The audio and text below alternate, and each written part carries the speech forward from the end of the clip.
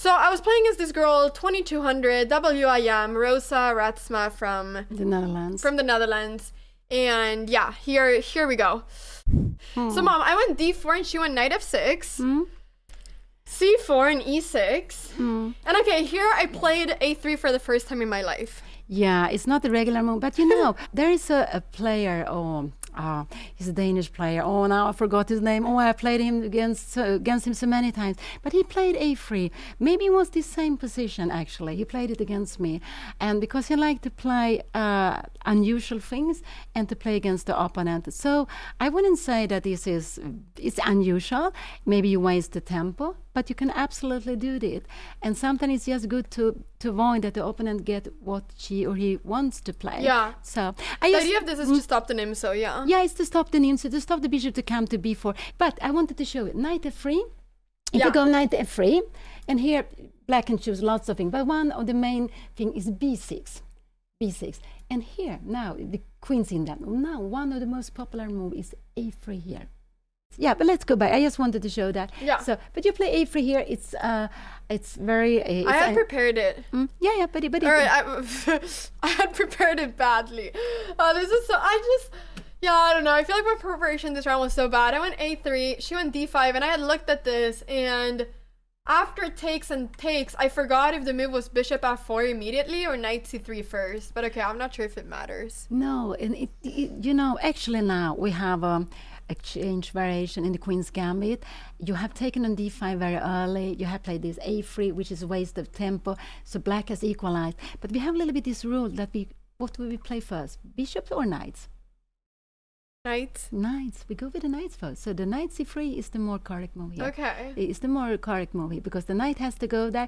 After the knight can only go to one square, c3. The bishop you can decide. You want bishop f4, bishop g5. Yeah, that's what I was thinking. That if she went bishop d6 now, then I could go bishop g5. If she went bishop e7, I could go bishop f4. Yeah, so that was my idea. But I think probably she made c6, and that's the most logical move. Because yeah, she did, unfortunately. I also just want to say, guys, in case it wasn't clear, the reason I went a3 was just on bishop b4. That is the nimso Indian. To put the bishop here on b4. With the pawn on a3, I'm stopping it. So, anyways, yeah, so she went c6.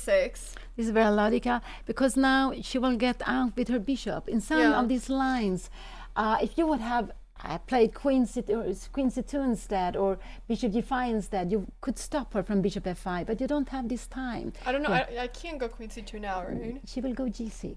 So after bishop f5 will come anyway. So you can never stop it. But she goes g6, and that's no problem for her. Yeah, okay. So I went bishop f4. Yeah, that's fine. Bishop f5 and e3. Yeah, that's very normal. Yeah. Okay, and now she went bishop d6. She wanted to exchange. And mom, what is the logical move here? No, I saw what you played because I happened to see that. But what is the logical move here to play? You can play. I didn't do the logical move. No, I saw what you played, but it's. I think it's interesting, and sometimes you make these moves, and I know I make really interesting moves in the opening that are either amazing or just give me a worse position as white on move 4. Yeah, I would have loved to have the knight on f3 before playing it, but because you support it better. But sometimes you can go bishop g3, and when you go bishop g3, you want black to take on g3 before you castle. You want black to castle and take on g3 because you have the open h file. But what black is doing, black will just wait. So bishop g3 is the normal move here, or bishop g5. Bishop g5, knight d7. Yeah, no, I don't know. If you want to go bishop g5, I think you should have done it immediately. Okay. So here, take on d6, bishop g3 are the most normal moves. This is what I would say. What I would have done in this position, maybe I would have gone bishop g3, just not to make it too easy for white. That is possible. I would have done that. So in this position, I didn't do any of that. I knew that bishop g3 and bishop d6 were the most logical moves. I even said that in my head. I was like, Anna, there's right now 2 logical moves in this position. Bishop g3 or bishop takes d6. But a part of me really wanted to do another move, which I don't know why, because I knew that it was not logical. Like I really understood it, but for some reason I sometimes when I do things that I know are not logical because I think that they're fun and interesting, and I just went for bishop e5. And okay, the idea of bishop e5 was that I had miscalculated. Because now it's very forcing. It's very forcing. Yeah. I but, think. Yeah, but okay. From my understanding. Yeah, but what black can do? Black can just ignore the bishop. Yeah, just to play castling or queen e7, knight e7, something like that. So this is what black But can knight do. e7, No, and I take the bishop. No, That's I the mean idea. queen e7 first, and then Oh, after okay. knight e7. So this is what black could do. Black could actually ignore it, and I don't know if black was. But then my plan was to go maybe queen f3. So no, but if I go, I can go queen e7. Okay, castling, yeah. You have queen f3. That's true. So queen f3 is now coming. Yeah. That's true. Queen f3 is coming. So That was the castling. idea. So okay, you could go queen e7 and then force white to make a decision with. But after queen f7, yes, we have queen f3 and away. Yeah, that's the idea. So bishop e5. It was the move to put more pressure on black. Exactly. Because now you have some ideas of queen f3 is coming, and you want to give black this very sad pawn structure taking Yes, an f6. threatening the bishop and threatening to take an f6. That was the idea at least, but So she took. yeah, so she took. I mean, I thought that she had to take. That was the scariest thing. And okay, now I miscalculated. So I'll show you what was the issue. So I calculated knight g4, and then she's threatening to take the pawn. And so I went queen d4 here to defend it. This is what happened in the game. Yes. And what happened here now? What was the? And so after queen d4, she went queen e7. I had calculated all this, and the idea was that after knight f3, I thought that after knight d7. I know what you thought. e6 and take on g7. Was it that? No. No, yeah, I had calculated this too, but I realized it didn't work. But I actually missed that after queen f4, she just has g6. Like, I missed it when I played bishop e5. I thought that g6 looked like such a weird move that I didn't think she could make it. Because I thought that if after queen f4, if she goes bishop e6, I can just go h3, and now I'm going to have a really good position. Yeah, of course. This is fantastic, yeah. So can we see the g6? Can we look at g6? Go back? Yeah. So she goes g6. But okay, so I missed this, and because of this, bishop e5 doesn't work. No, the problem is that you can't get in the knight to e4. I know, it's terrible, Mom. I was struggling here. And you got this position. I did. And fantastic, Anna. Oh, I haven't. Mom, this is terrible. This move 12 is white, and I have a terrible position. Yeah, you played. This is what I'm saying, Mom, that your games look so easy compared to this. And the worst part is that I already thought for 50 minutes to get to this position. It was terrible. Oh yeah. So what did you do here? What did you do? H3. What did you, knight d4 perhaps? Maybe knight d4 and take on f5. Or... Yeah, so that's what I did. So I went knight d4. This is a move that I did just to threaten the bishop. I thought that at least I'll destroy her pawn structure. But actually I ended up not doing that, because after queen takes e5, I thought that if I take, I just thought that she was going to have a nice position anyways with her pawn up in the endgame. This is a well-known endgame, but the problem is that you miss your d4 pawn, because it's a well-known endgame where black get these double pawns. Oh, these two. Yeah, but white has a pawn on d4. Yeah. So normally you want to. This is what you say when you're pawn down. You don't want to change pieces. You want to change pawns. So it's a little bit the rule to keep the pieces as much as you can, if it's possible. So I wanted to go h3. So? And the idea here, she took on f4. She took on f4, and after pawn takes, my idea was that her bishop is going to struggle a bit. So I thought if knight f6, then I'm actually winning the piece. Yeah, the winning. Because I have g4, and after bishop e6, I have f5. Yeah, and c5, you just take on e6, and you take on d7 with check. Yeah, exactly. So this is the idea here. So, but she went knight h6, which is good, and I went g4, bishop e6, and then I went bishop d3. Okay, yeah, but you have this Still f. this. Yeah, so you mean your position would have been fine if you just could have one more pawn on the queen side. That is the only issue, that I'm missing a pawn. Yeah, because you can see, if you look at the pawn structure, okay, now she has this piece on e6, but you see you have 4 against 3 on the king side, but you have a double pawn. The only thing is... wait, so 4 versus 3 on the king side. But you can never, with your double pawn, you can never get a pass pawn. Yeah. So it's a little bit like when you play the Spanish and your opponent take on c6, you play the exchange variation. So it's a little bit, you have a double pawn, but it's fine to play, but just for example, for the pawn endings, you will never be able to use your extra pawn here because it's just standing in the way. Double pawn, yeah. But what you have, which is good, is you have the knight on h6 is standing badly. It's out of the game. The bishop on e6 is just looking like a big pawn. But the problem is that when the pawns start playing c5, d5, it will wake up. Then I will lose the game. Yeah, of course. Mom is being so nice. She's trying to really not tell me, Anna, you have a terrible position. Which I do. I have a terrible position here. But yeah, she went knight c5 here. Yeah, okay. It might be logical. I'm not sure. I would actually have gone for maybe planning to go c5. But okay, she put the piece there. I would actually maybe go a6, and then my plan will be to play. But then I'm winning the bishop. c5 is threatening. Oh, sorry. That's the idea of bishop d3. I'm threatening to go c5 again. Yeah, you're threatening. Yeah, absolutely. No, of course. Knight c5, yes. Then I understand. Sorry. So bishop c2. Then she went bishop d7. Castles and castles. And now I went f5 just because I didn't want her to be able to bring her knight back. I thought that was her idea of pulling the pieces like this. So. Yeah, that's good. You play against the pieces. They don't have, and if she would take, you have g5 and you take back. So. Yeah, exactly. That's what I was gonna do, and then I take back. So, so here she went king c7, which I thought was a bit strange. Yeah, I guess the logical for her is that she wants the king a little bit closer to the center. She wants to put the bishop on c8. And with the bishop on c8, the rooks are connected. So that's why. And she preferred to go to c7 than b8 because the king is closer to the center. But I think you have tried to make, you shouldn't. You have tried to make the best of this. Thank you, Mom. I appreciate it. Thank you, Mom. Okay, so I went b4 now because I didn't want her to be able to bring her knight back. Yeah, it's fine. And actually, b4 is move you will have to play because now for her to start playing with her pawns, you will need to play b6 and c5 in general. Yeah. So and once again, guys, if g takes f, the idea is to go g5, and after this to take here, I think. Yeah. And I think I would get some good positions. So b4, and now she has to go to a6. Yes, that was the only move. Yeah, that was. Otherwise, she's losing a pawn.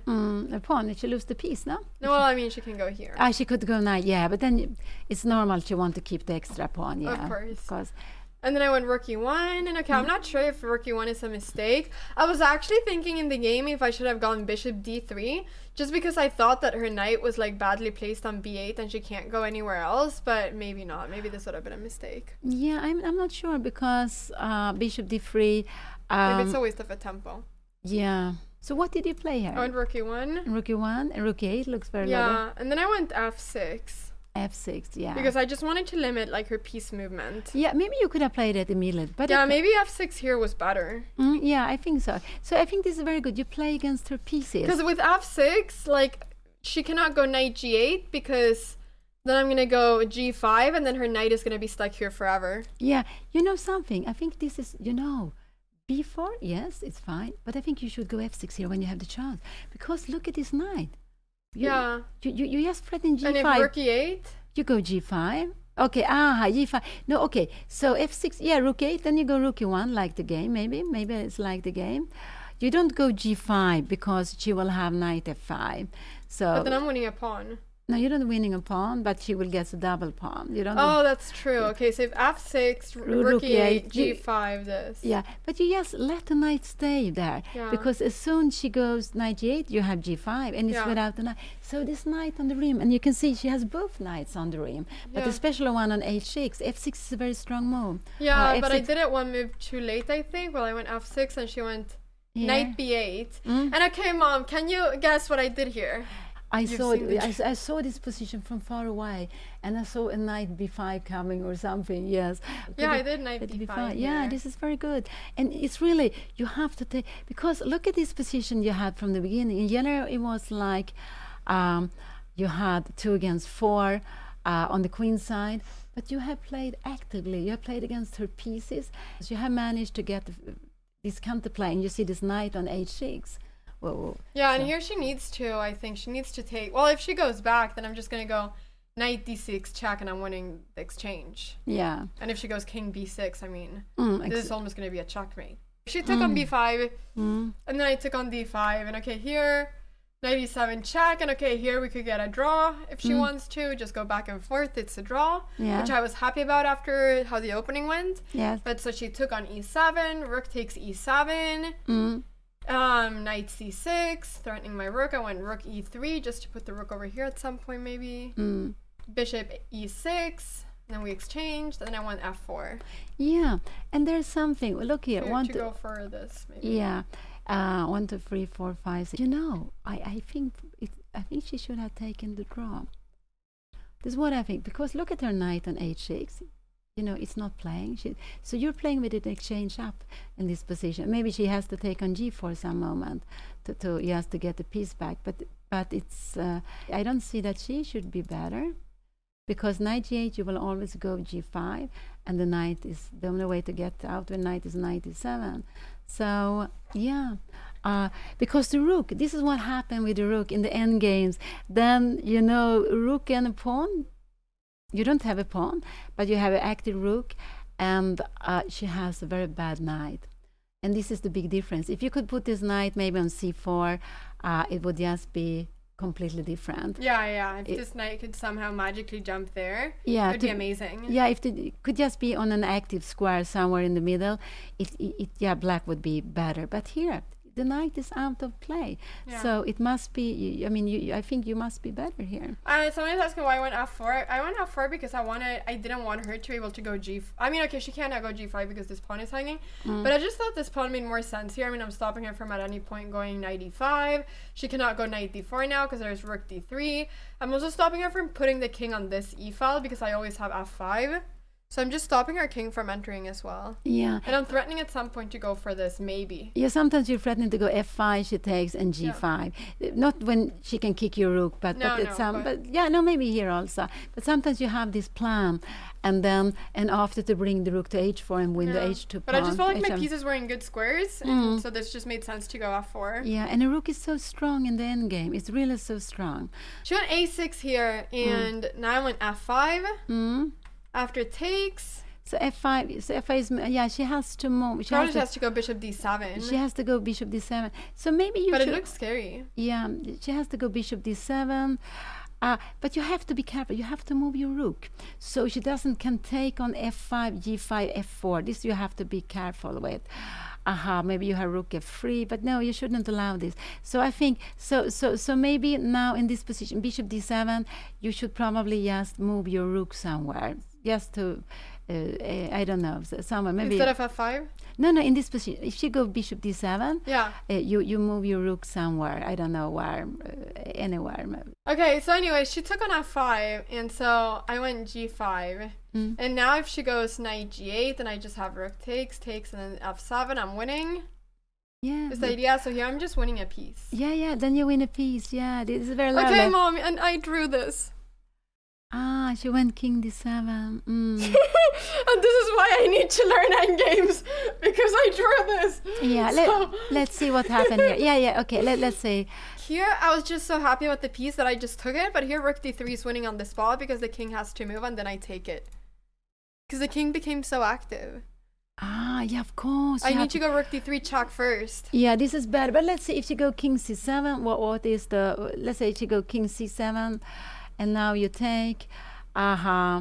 And here she will go some knight d5. Yeah. But you have rook e5, rook g3, and rook g7 here. Yeah. I mean, this is your winning. Yeah, this is very on the good. Spot. Yeah. Yeah. So this is super winning. So, but I was just so happy at this point that I was getting the knights. I just took it without thinking. Yeah. And then she went king d6. Yeah. No, you have to give the check. You should, because now maybe the king. Yeah. Now the king. Yeah. So king went up. Knight e5, and okay, I went king c3, just so that there's no check. Knight d7, king d4. I was trying to take this pawn. Yeah, this is great. There was also not so much time here, of course. Takes, she took there, I took on h7, f5, rook f4. Just, trying to get the rook to the other side. But mom, I drew this, so I need help. Okay, let's see what happened. You played here. I was And wondering. guys, if I would have won this, we would have won that match. It would have changed everything. But also Ina, she had I know. she had a winning position because no, I don't understand. So after bishop g8 or bishop g8, she has to go knight d8. Bishop g8. So what did you play here? I went rook h5. Yeah, but it's fine. Just threatening, and then she went f4. And okay, mom, here I made a mistake. Got 30 minutes on the clock. I went to a bathroom thinking I'm winning. I went back. I ate some Kit Kat that I had, you know. I was chilling. I was having a great time, you know. So after a couple of minutes without thinking, can you guess what move I did? And so what did you? Rook h4 or something? No. I went king e4. Then there is a rule. There is actually a rule, and the rule is what color does she has on the bishop? Light squares? Yeah, you shouldn't put your king on light square. I want to change the pieces, so I want to play bishop f5. Yeah, bishop f5 here is logical. I just want to change the piece, and if she goes bishop c6, bishop c6. Then I can go bishop e4. Maybe yes, maybe you go bishop e4. You want to change? Yes, you go bishop e4. So yeah, and then I just win. Yeah. So this is what I would have done. But your king is fantastically on d4. I would be very careful to put it on e4, because it's this rule again. You have material advantage. You want to change pieces. Yeah, I know. I thought the king e4 was winning on the spot because I didn't see how she was gonna defend this. Yeah, and then it's this tactic. I'll take on h3. Yeah. Yeah. So, but I would never like to play this move because you put the king on the white square. And this hurt my soul. The moment this happened, it hurt. It hurt. She did after like 2 minutes as well. I went up. I went here. I went up again, you know, to get some more chocolate. I was so happy. I was getting my pawn. I was going to, you know, push my h pawn to a win. It all seemed so easy in my brain. And then, boom, this came. So let's see what you did. You took here. I took... And then she went bishop f1. Yeah. So I went bishop e4. Yeah, let's see. Can we play against the knight? The knight has very few squares. Yeah. The knight is just very, very bad. Okay, you went bishop e4. That looks very good. She went b6. But you know... Oh, no. I missed the one. Let's see, I go rook h7 here. Where are you going with the knight? You have bishop c4. Yeah, she's going to c4. Well, yes, let's... But this just looks like just very good for you here. Yeah, I thought so too. You want to change one of the pieces. This is true. But you did that later on, yeah? I went rook d5 check. Yeah. Yeah, I don't understand so much rook d5 check because... Yeah, anyways, I had to try to exchange, but I didn't do it. I went rook d5 check. The idea was to go... I thought that my pieces were getting better here. I'm not entirely sure, but I completely misplayed it. And then I wanted to go rook d1.